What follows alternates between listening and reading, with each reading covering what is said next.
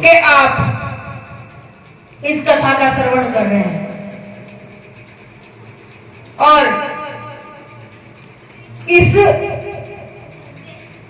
जो हमारा ये संसार है, जो हमारा ये परिवार है, यदि हम इतना कथा कीर्तन या पूजा पाठ ना करे होते, ना करा जाए आज भी, तो शायद ये धरती हिल जाती।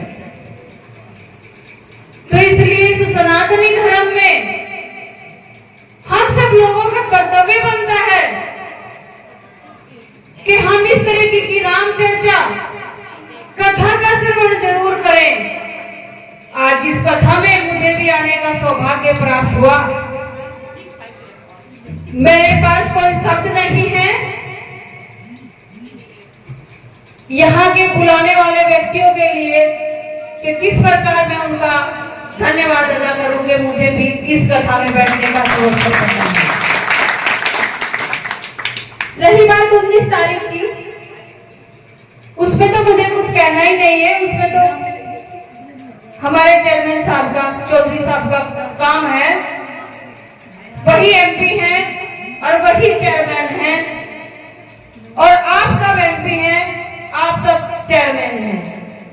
आप ही हमारे हाथ पैर हैं, आप ही हमारी रीढ़ की हड्डी हो। ये काम आपका है, ये जिम्मेदारी मैं आपको देती हूँ कि आपको 19 तारीख को क्या करना है। आप सबको अभी हमारी भाभी जी ने इतने सुंदर विचारों से इस कथा के सुनने वाले सभी श्रद्धालुओं तक अपनी बात पहुंचाने का काम किया। वास्तव में आने वाली 19 तारीख का चुनाव कोई साधारण चुनाव नहीं, ये एक धर्म युद्ध है। द्वापर में, त्रेता में जब धर्म युद्ध हो रहे थे तो सारे राक्षस एक तरफ थे और देवताओं से युद्ध कर रहे थे। लेकिन उस समय भी मात्र शक्ति दुर्गा रूप में, काली रूप में आई और देवताओं की रक्षा की। और यहाँ पर भी मात्र शक्ति आधी से ज्यादा संख्या में है। इसलिए मात्र शक्ति का अहम रोल है कि जिसने किया ऐसा अवध में राम को लाकर, जिसने किया ऐसा अवध में राम को लाकर, अब तो वो ही राज करेगा।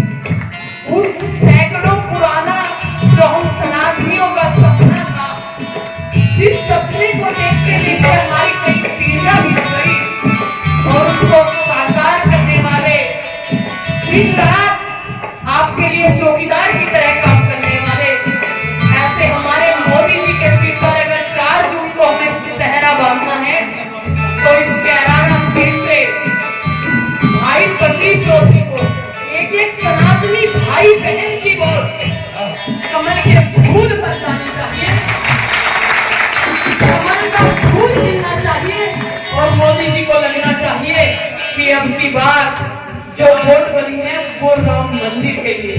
क्योंकि जब अयोध्या जाएंगे तो अपने राम लला से आंखें मिला पाएंगे, नहीं तो यकीन मानिए अयोध्या जाकर भी नजरें नहीं मिला पाएंगे अगर कुछ चूक है। इसलिए आने वाली 19 तारीख को एक वोट, एक हिंदू भाई बहन की वोट उस चौकीदार के लिए जिसने सनातन धर्म की रक्षा की और 2014 के बाद उस विचारधारा की सरकार बनी जिसने राम जी को लाकर राजमहल में बैठाया, लेकिन अयोध्या तो झांकी है, अभी मथुरा का सभा की।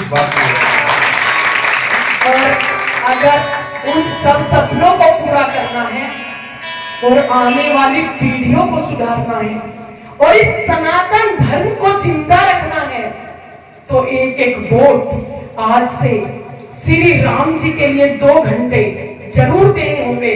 और हर बहन भाई को कम से कम 10 सनातनी भाइयों को समझाना होगा कि हम जिएंगे तो अपने सनातन के लिए और मरेंगे तो अपने सनातन के लिए।